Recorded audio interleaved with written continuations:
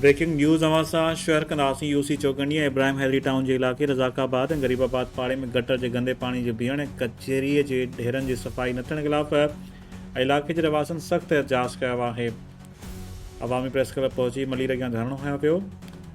इक़बाल कलमती, फैज़ हिसबाणी, शिराज सोलंगी, वहाब गबोल, सदाम कलमती, मंसूर शाह, हुसैन कलमती ऐं ॿिनि एहतजाज कंदे चयो त समूरनि साथियुनि जा दिलि सां शुक्रिया अदा कयूं था।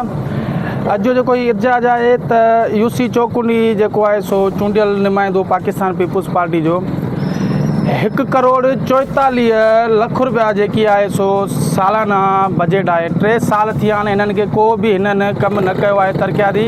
अगरि जे किथे बि कयो अथनि उनजी असांखे ॾेखारनि रिज़ल्ट ॾियनि त बाबा असां हिते कमु कयो आहे। ऐं जेकी टाउन जी बजट आहे 6,500 अरब रुपया बजट आहे, पर उहा मां सम्झां थो त हीअ पंहिंजे पेटनि जे पुठियां था लॻाइनि, पंहिंजे वाठनि खे था ॾियनि। को बि गरीबाबाद में हिनमहिल जेको सेवरेज सिस्टम आहे बिल्कुलु नाकारा थी चुको आहे। असीं हिननि खे इहो चिताव था ॾियूं 24 कलाकनि जे अंदरि अगरि हिन इशूज़ ते कमु कयो त ठीकु आहे, न त ॿी सूरत में असां टाउन जे मुख्य गेट जे अॻियां पंहिंजो एहतजाज रिकॉर्ड कराईंदासीं। अगरि इन शइ ते बि हिननि एग्री न थिया त यकीनन असां पोइ तंज़ीमुनि सां गॾु थी करे सिंध यूनाइटेड पार्टी सां गॾिजी करे असां मेन शाहराह बंदि कंदासीं, छो त हीअ बुनियादी हक़ आहे ऐं जेको आहे सो हिननि खे सालाना बजटूं थियूं मिलनि। जी सिंध टाउन बजट का रूसी बजट का टाउन बजट का रूसी बजट का टाउन बजट का मसला हल थियण चाहियूं था। रज़ाकाबाद ज़िले मली जो हेडक्वार्टर आहे, जिते इंतहाई नाक़स तमामु ख़राबु हालत आहे। सीवरेज जो सिस्टम मुकमल तबाह आहे। माण्हू हिते तमामु घणा सख़्तु परेशान आहिनि। डेंगी में, मलेरिया में ॿारड़ा मासूम सभु मुब्तला आहिनि, थींदा वञनि। हिते टाउन ऐं इब्राहिम हैदरी इंसान खे बार बार असां दरख़्वास्तूं ॾिनियूं आहिनि। यूसी खे बार बार असां अपीलूं कयूं आहिनि, यूसी चेयरमैन रशीद पंवर खे, टाउन चेयरमैन नज़ीर अहमद भुट्टो साहब खे, पर हिते को बि ॿुधण लाइ तयारु न आहिनि। जेका इंतिज़ामिया आहे, जेका टाउन चेयरमैन आहे, यूसी चेयरमैन आहिनि, जेके काउंसलर आहिनि, जेके मुंतख़िब नुमाइंदा आहिनि, से सिर्फ़ु फ़ोटो सेशन में पूरा आहिनि।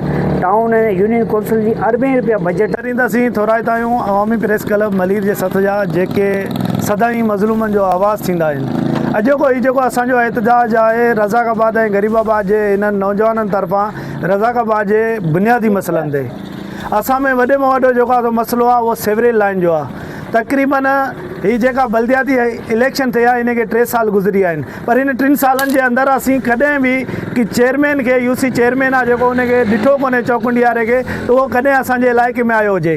कॾहिं वाइस चेयरमैन खे कोन्ह ॾिठो आहे त उहो अची करे विज़िट कयो हुजे त जेको आहे सो छा हालत आहे गरीबाबाद जी, गंद किचिरो, उन खां पोइ सेवरेज जो न उते ॿार मटे था सघनि, न उते जेको आहे सो का निमाज़ जे लाइ निमाज़ी वञी थो सघे, न ई का लेडीज़ का जेको आहे सो अमड़ी जेका मदरसे ॾे ॿार बच्चा पढ़नि पिया उहे वञी पिया सघनि। असीं सम्झूं था त हीअ जेके सालाना बजट हिनखे मिले थी पई, इन जी तक़रीबन 3 सालनि जी जेका यूसी जी बजट आहे। चवणु चाहियूं त जेको रज़ाकाबाद जा बुनियादी